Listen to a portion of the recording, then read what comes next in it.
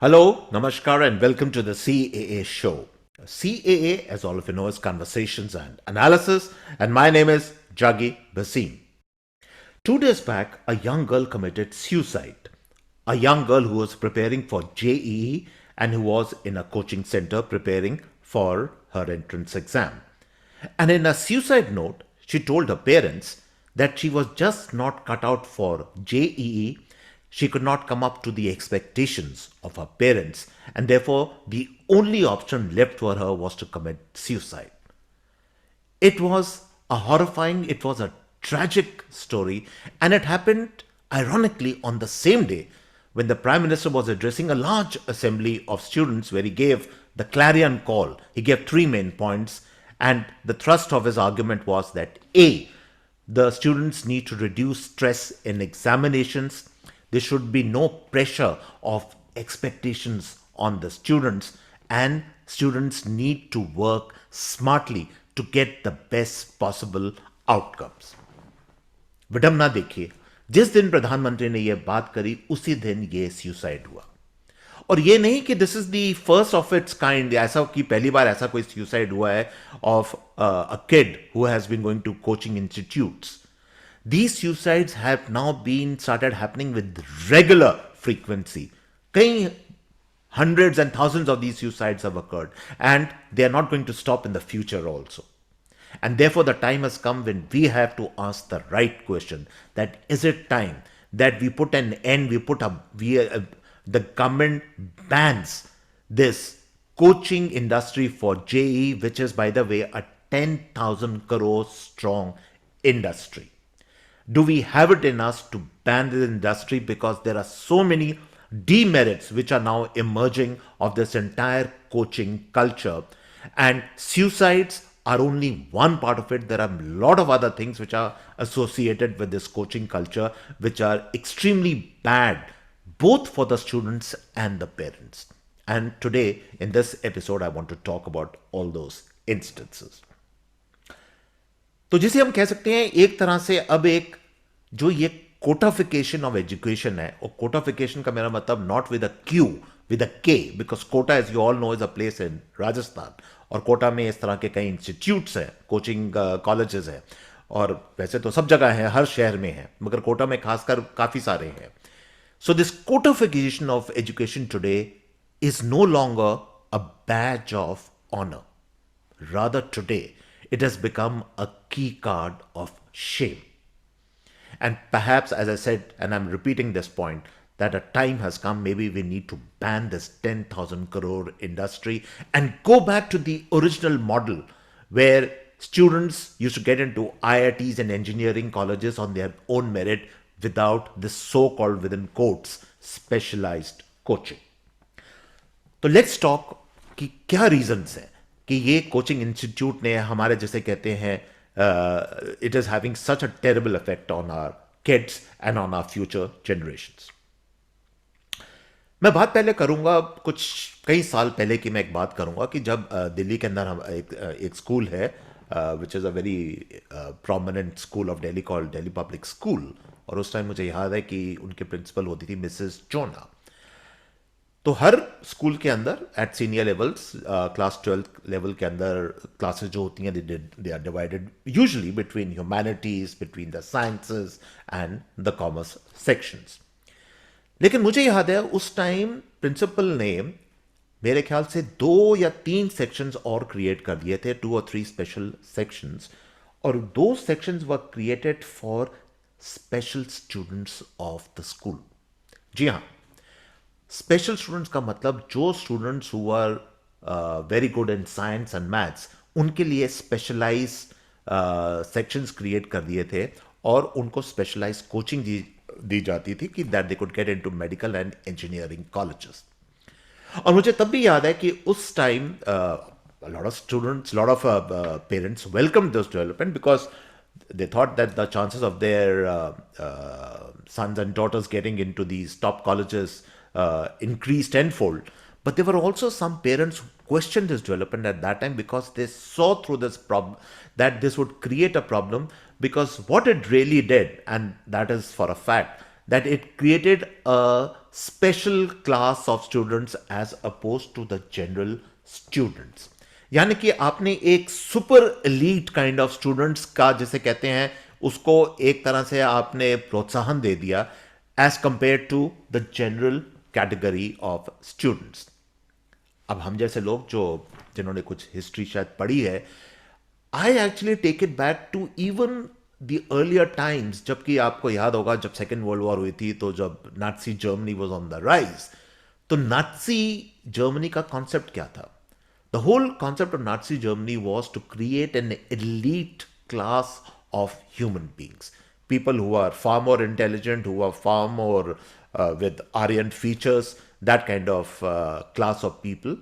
तो ये एक तरह से, मैं ये नहीं कह रहा कि ये नाजिज्म है, बट ये कुछ कुछ उसी तरह का है कि that you create a special breed of individuals, of human beings, of students who are different, who are cut above the ordinary people, ordinary students. तो ये जो एग्जाम्पल मैंने आपको उस टाइम का दिया था, वो एक तरह से अब ऑलमोस्ट इंस्टीट्यूशनलाइज्ड हो चुका है in the form of these coaching colleges in the country. क्योंकि कोचिंग कॉलेजेस कर क्या रहे हैं कि they are creating a special class of students with an unfair advantage to get into JEE, into our top engineering colleges in the country.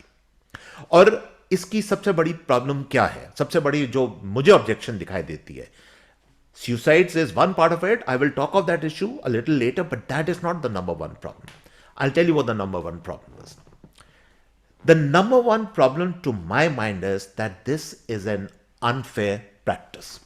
जी हाँ, unfair practice का मेरा क्या मतलब है? कई स्टूडेंट्स, एंड ऑब्वियसली क्योंकि ये तो है नहीं कि ये जो स्टूडेंट्स आप इन कोचिंग इंस्टीट्यूट्स में जाते हैं उनको चैरिटी पे लिया जाता है या वो वहाँ पर फ्री में जा रहे हैं. They have to pay money, their parents have to pay money, and a lot of money. They sometimes runs into lakhs. और मैं आपको एक और चीज़ बता दूं कि ये नहीं कि एक बारी में कोई स्टूडेंट निकल गया, अगर वो नहीं निकलता तो वो फिर दोबारा दूसरे साल भी ट्राई कर रहा है, तो तब पेरेंट्स और भी पैसे देते हैं. तो this a lot of money with the students, with the parents are shelling out. Sometimes there are parents who are giving the life savings into this coaching fee. तो आप कर क्या रहे हैं कि आपने कोचिंग फी दी और आपके स्टूडेंट को, आपके बच्चे को एक तरह से advantage, what I call an unfair advantage मिल गया. Unfair advantage as compare to the other students. Because in coaching institutes में क्या होता है, and we have to understand that also. For some reason, and this is a big mystery, और ये मैं खुद नहीं इसको क्रैक कर सका, बट इफ यू इन्वेस्टिगेटेड, ये भी चीज़ें बाहर कभी ना कभी बाहर आएंगी. जो वहां पर ट्यूटर्स होते हैं, जो वहां टीचर्स होते हैं, some of they have a knack. उनको कुछ पता होता है कि किस तरह की क्वेश्चन सेटिंग होती है इन दी JEE entrance examinations, and they are basically coaching you into those kind of particular questions also. तो that is again a different area, but मैं आपको बता रहा हूं कि क्योंकि इन इंस्टीट्यूट्स में क्या होता है कि हर रोज, हर week, continuously they are given these kind of tests and these kind of questions, so that they almost kind of know what kind of questions will come in the final paper, in the final entrance examination, and that is why some of them are able to crack the JEE entrance test. तो एक तरह से आपको unfair advantage मिल गया. अब ये भी बात सही है, we are what is called not a communist country कि जिसमें हर बच्चे को एक तरह की एजुकेशन मिलनी चाहिए. प्राइवेट स्कूल्स है, प्राइवेट कोचिंग आप ले सकते हैं, all that is fine, I agree with that. But the methodology which these coaching institutes deploy to set and give the question papers to these students who are actually paying a lot of money is, to my mind, an unfair practice. It's an unfair deal, because it is giving you an advantage because of your money power as compared to the other students. तो पहला मेरा जो objection है for coaching institute is this primary objection. Number 2, आप देखिए कि IITs और engineering, जो रीजनल इंजीनियरिंग कॉलेजेस है, इनका ओरिजिनल मैंडेट क्या था? इनका ओरिजिनल मैंडेट ये था कि जो बच्चे और जो बॉयज एंड गर्ल्स जो इंस्टीट्यूट्स में आएंगे, the idea was that they would be students with an inquisitive bent of mind, with a sense of exploration. They would a sense of self-development, who are inclined towards the sciences.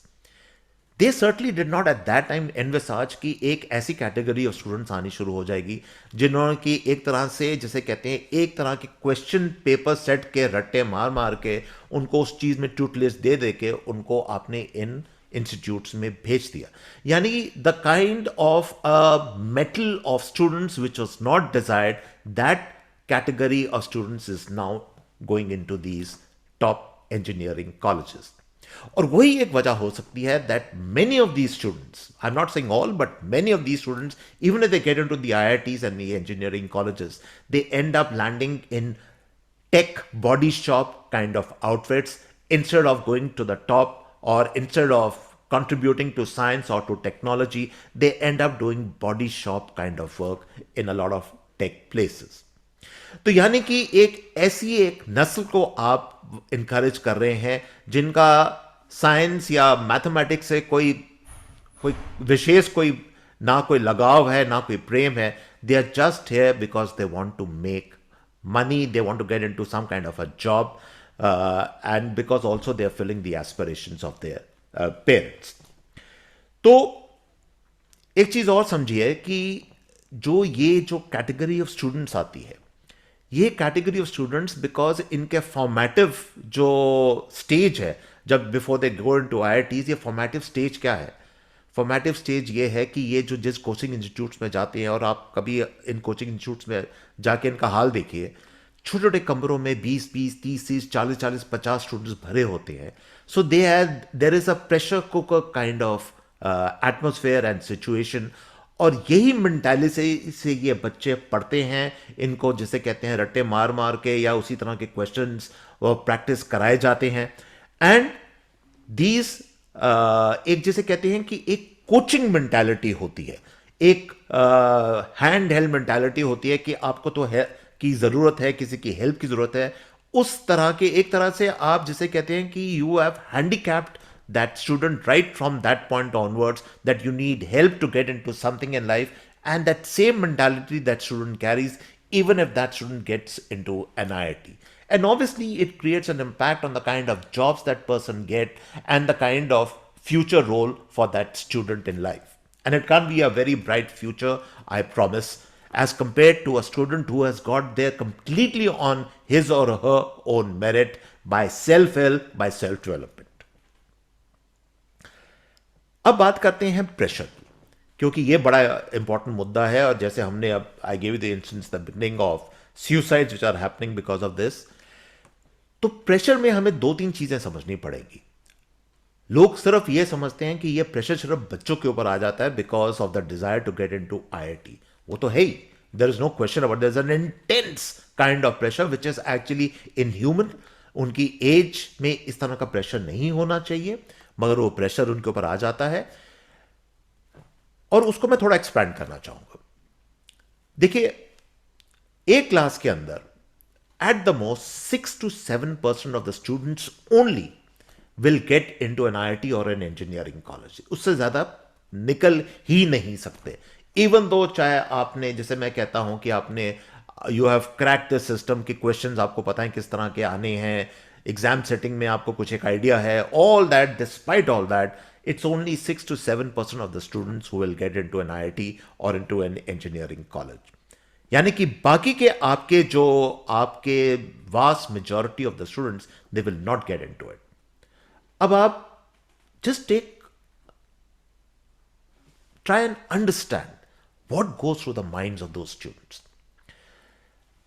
आप एक pair group के अंदर है जहां पर एक जिसे कहते हैं 24 घंटे का pressure cooker situation has been set up, क्योंकि हर रोज आपको वो टेस्ट देते हैं, हर रोज आपको वो क्रैक करने पड़ते हैं. Some are doing well and some are not doing well in those test. तो एक प्रेशर कुकर सिचुएशन डेवलप हो रही है हर रोज. आपकी पूरी थिंकिंग, आपकी पूरी मेंटालिटी चेंज हो रही है. Obviously, as I said, some people are doing better, some are not doing better in that situation. तो जो बच्चे ठीक नहीं कर रहे होते हैं, जिनको पता है कि अब उनके चांसेस कम होते जा रहे हैं, just imagine the way that entire situation is acting on their mental stability. उनकी जो मेंटल स्टेबिलिटी है, उनकी जो स्थिरता है, वो बिल्कुल भंग हो जाती है. Because peer pressure, believe you me, peer pressure is one of the toughest pressures which people cannot, which especially young children cannot bear, and that peer pressure is intense in these coaching institutes. यानी कि जो बच्चे जिनको उसी time पता चल जाता है दे कांट मेक इट और they are in for a disappointment when the results come, उन पे क्या बीतती है, let us try and think about them also. Because most of them will go out of that system. उन्होंने पैसे दे दिए, उनके पैसे बर्बाद हो गए, it has come to nothing, they can't get into these engineering colleges. और जब आपने वो सिचुएशन देखी थी अभी 2 साल पहले, जब ये यूक्रेन का युद्ध शुरू हुआ था, तो हमारे कितने मेडिकल स्टूडेंट्स उस टाइम, अब कई बच्चे ऐसे होते हैं जो कि टॉप के मेडिकल कॉलेजेस भारत के अंदर उनको जगह नहीं मिलती, so then they start running to all these places. यानी कि उनके माँ बाप को उस टाइम और पैसे निकालने पड़ते हैं, they spend more lakhs and lakhs to get them into these far off places. और ये जो डिग्रीज बाहर की होती हैं, they are not recognize in India. तो क्या उनका फ्यूचर है, नहीं है, वो सारा का सारा दुविधा में पड़ जाता है. So there is a big question mark on the entire process. But worse, their mental balance, their mental stability goes to pieces. Because peer pressure जो होता है बहुत ही टफ होता है. जब आपका दोस्त जो है, आपके जो साथ जो बैठता है, वो he has cracked JEE but you cannot do it, it is very very demoralizing. और ये डिमोरलाइजिंग इज इंस्टीट्यूशनलाइज डिमोरलाइजिंग, क्योंकि वहां पर टेस्ट दे देकर ये अपेरेंट हो जाता है कि भाई ये निकल सकता है, तुम नहीं निकल सकते. यानी कि जो मैं पुरानी बात जो कह रहा था, the Nazi system of creating super elite human beings, वही सिस्टम आपने प्रैक्टिस करना शुरू कर दिया कि आपने एक एलीट ह्यूमन बींग को जन्म दे दिया, और दूसरा जो कैंडिडेट है उसकी जो व्यथा है, उसकी जो मेंटालिटी है, उसकी जो सोच है, वो बिल्कुल ही जैसे कहते हैं that goes to pieces. So that is what is happening in these places. तो ये तो प्रेशर है on the students who can't make it. As I said, even the students who make it, ये लोग most of them end up in these body shop kind of tech outfits. उसके ज्यादा इनका कोई खास करियर नहीं बनता. But I want to talk of another pressure. और ये जो प्रेशर जिसके बारे हम ज्यादा सोचते नहीं, बात नहीं करते, वो प्रेशर है जो पेरेंट्स के ऊपर होता है. There is a huge amount of pressure on the parents also. Because after all, shelling a few lakh rupees for JEE coaching is not that easy. Even though we are a country which is now doing well, economically we are on the rise, but लाखों में spend करना बच्चों के education के ऊपर इतना आसान नहीं होता. And a lot of parents have to sell assets, they have to sell properties to pay for these coaching institutes. And that starts what I call an entire cycle, an entire chain of events which are very damaging, not only to one or two members of the family, but to the entire family. And I will explain that to you in a minute. तो parents के ऊपर एक intense pressure आ जाता है वो, और ये cycle देखिए, विशियस साइकिल कैसे बन जाता है कि पेरेंट्स जो हैं बच्चों के पीछे पड़े रहते हैं कि भैया तुम्हें निकलना है जेई में, और मेहनत करो और मेहनत करो और मेहनत करो. The kid is also under intense pressure, okay, and the cycle continues and there is no way out of it. A pressure cooker situation, 24/7 pressure cooker situation develops. तो ये, as I said, most of it ends in failure because, as I said, more than 90% of the students can't get into these institutes, can't get into these colleges. So what really happens to them and what happens to the parents, that is again a totally different story. But थोड़ी सी अब मैं बात करता हूं कि जब जिन बच्चों को who have succeeded और उनके पेरेंट्स ने अपनी हार्ड अर्न, जैसे कहते हैं, सेविंग्स में से प्रॉपर्टी को बेच के आइदर या एसेट्स बेच के वो पैसे जोड़े हैं और वो पैसे कोचिंग इंस्टीट्यूट्स को दिए हैं, तो आपको क्या लगता है कि जब ये बच्चे, जब इन बच्चों को नौकरियां मिलती हैं, चाहे वो बॉडी शॉप, टेक आउटफिट से मिल रही है या कहीं पर भी मिल रही है, तो इन लोगों की मेंटालिटी क्या बनती होगी? I promise you, and you can validate this from research and other things, कि वो जो पैसे जो पेरेंट्स ने स्पेंड किए होते हैं कोचिंग टाइम के अंदर, वो पेरेंट्स उस पैसे की वसूली चाहते हैं. And that is a very sad thing which I am saying, but I am saying you exactly the correct thing. और वो वसूली कहाँ से आती है? वो वसूली आती है शादी ब्याह के टाइम के अंदर, खासकर जब लड़कों की शादी होती है. That is a time the parents demand dowry from the girls to compensate for all the money they spend on their sons coaching education when the son was preparing for the JEE entrance examinations. And there are a lot of cases of that. क्योंकि जो पैसे जो parents ने दिए होते हैं उनको लगता है and this is a completely a wrong thing, but उनको लगता है कि अब हमें वो पैसे वापस चाहिए किसी तरीके से. और वो कहाँ पर निकलता है? वो जाके डिमांड्स फिर प्लेस करते हैं जब उनके बच्चों की शादी होती है. So as I said, it creates an entire chain of events जो कि एक जगह नहीं रुकता. It goes and has these deleterious और bad or evil effects much later on also. तो बेटर सिस्टम क्या है? ये तो हमारे नेगेटिव्स हमने जो बात करी है. What is the better system? The better system is still the old system. और ओल्ड सिस्टम क्या था? We have to respect our, जैसे कहते हैं, a quest for sciences and mathematics. और उसके लिए नथिंग बेटर कि आप इक्वल करियर सिस्टम को stop this institutionalize coaching networks, this unfair advantage which is given to certain students. Let the students study on their own. Let them, जैसे कहते हैं, आपस में अपने छोटे ग्रुप्स बनाएं. जैसे पुराने ज़माने में होते थे कि 3-4 स्टूडेंट्स इकट्ठे होके सेल्फ स्टडी करते थे, शेयर करते थे नोट्स एक दूसरे के साथ, question papers, they used to work on that.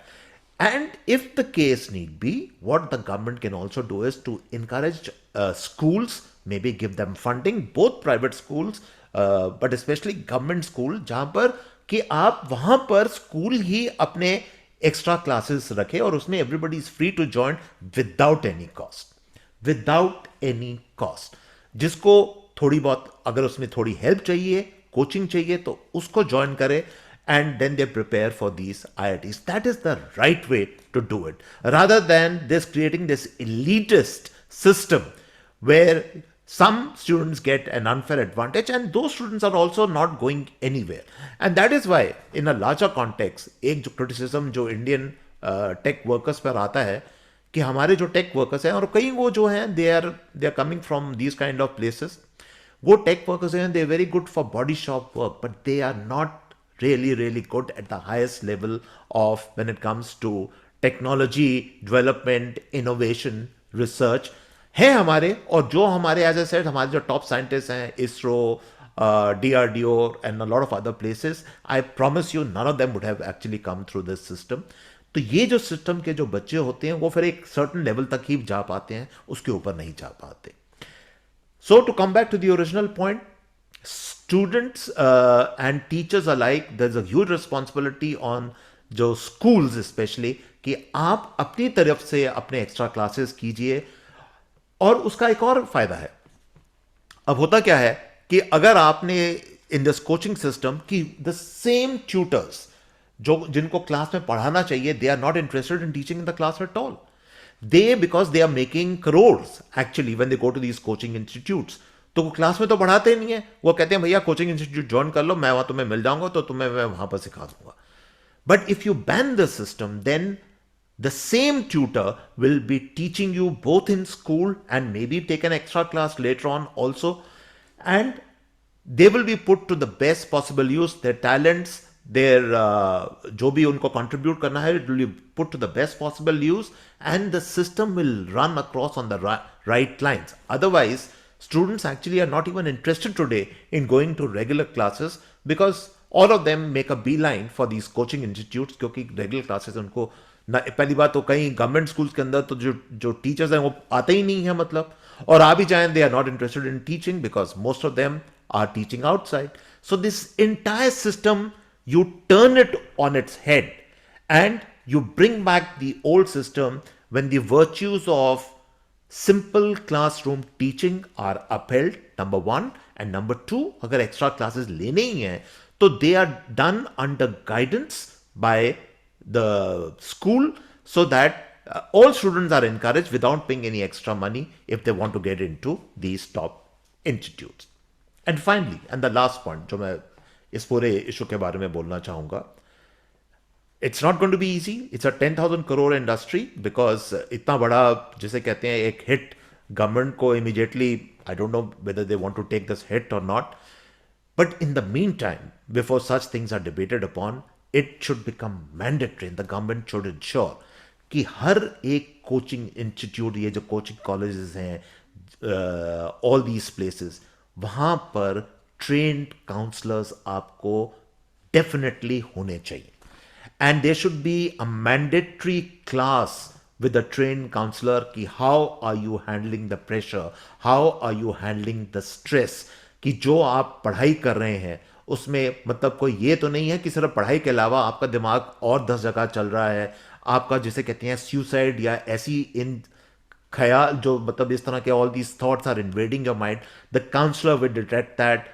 Early warning systems need to be put into place. That should be absolutely mandatory in these coaching institutes because the pressure, the stress levels are intensely high, abnormally high in such places, and therefore the government should ensure mandatory putting of these counselors in these places so that the system जो है उसमें एक balance आए और कम से कम ये बच्चे जो हैं they don't fall a victim to this insane stress which they are facing on a daily basis. So it's work in progress. One doesn't know if the government will even consider such demands. People like me feel that this entire system should be banned. As I said, we should go back to the original simple system. But in the meantime, if nothing else, let's start putting counselors and other checks in place and see to it that a system of accountability and order comes into play in these coaching institutes so that the lives of our innocent children, of our boys and girls, is not damaged by the